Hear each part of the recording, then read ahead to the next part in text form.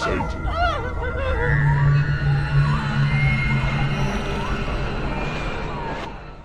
moon hung in the sky like a cold, pale eye, casting its feeble light upon the desolate beach. The waves whispered eerie secrets as they crashed against the shore, and the wind carried a chill that seeped into my bones. I stood alone on the deserted expanse of sand, the only witness to the unfolding horror that awaited me. The beach, once a haven of sun-soaked memories and laughter, now lay shrouded in an unnatural silence. The air was heavy with an unspoken fear, and the rhythmic pulse of the ocean seemed to quicken with an otherworldly energy. A sense of impending doom clung to the atmosphere, making each step through the damp sand feel like a descent into a nightmare.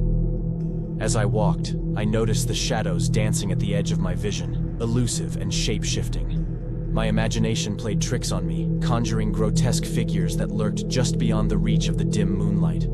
The wind whispered unintelligible words, and a cold sweat broke out on my forehead as a shiver traced its way down my spine. The beach was littered with the remnants of forgotten dreams, abandoned sandcastles, weathered seashells, and fragments of shattered seagull eggs. The abandoned relics hinted at a past that had been swallowed by the encroaching darkness. I hesitated, wondering if it was too late to turn back, but an unseen force propelled me forward, deeper into the heart of the unknown. A distant cry echoed across the shore, a haunting wail that seemed to emanate from the very soul of the sea. Panic seized me, but curiosity overpowered fear as I followed the mournful sound. The beach stretched out endlessly before me, a vast canvas painted with the muted colors of despair. The cry led me to a cluster of jagged rocks that jutted out from the sand like the gnarled fingers of a skeletal hand. There, I saw a figure hunched over, facing the abyss. The silhouette was indistinct, a mere shadow against the backdrop of an inky ocean. As I approached, the figure turned to reveal hollow eyes that gleamed with an ethereal light. "Leave this place," it whispered, a voice like the wind carrying the weight of countless sorrows. But I was rooted to the spot, unable to heed the spectral warning. The figure extended a skeletal hand, pointing towards the horizon where the moon cast an eerie glow on the water. I followed its gaze and gasped in horror. Emerging from the depths of the sea were twisted, contorted shapes, creatures with elongated limbs and gaping maws. They crawled out of the water, their movements a grotesque ballet of agony. A sickly phosphorescence emanated from their translucent bodies, casting an unholy radiance upon the desolation. The cry that had drawn me here grew louder, morphing into a cacophony of anguished voices. The very air pulsated with their pain, and the ground beneath me quivered as the spectral figures approached. Panic clawed at my chest, but I was paralyzed, unable to escape the unfolding nightmare. The creatures reached the shore, their ghastly forms writhing in silent torment. Their eyes, devoid of life, locked onto mine with an accusatory glare.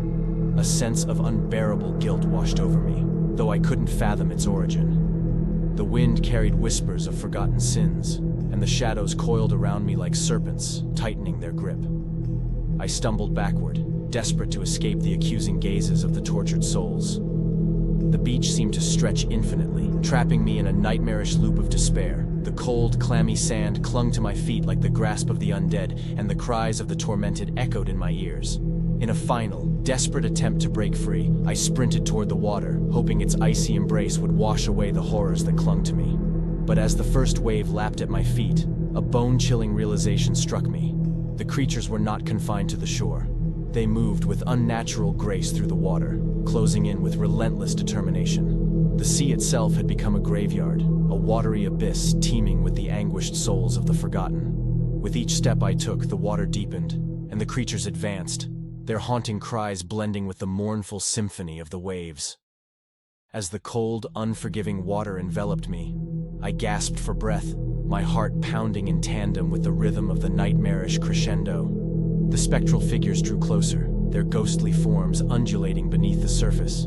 The moon, now obscured by a shroud of ominous clouds, cast its final, feeble light upon the scene. In that moment of despair, I surrendered to the inescapable fate that awaited me beneath the waves.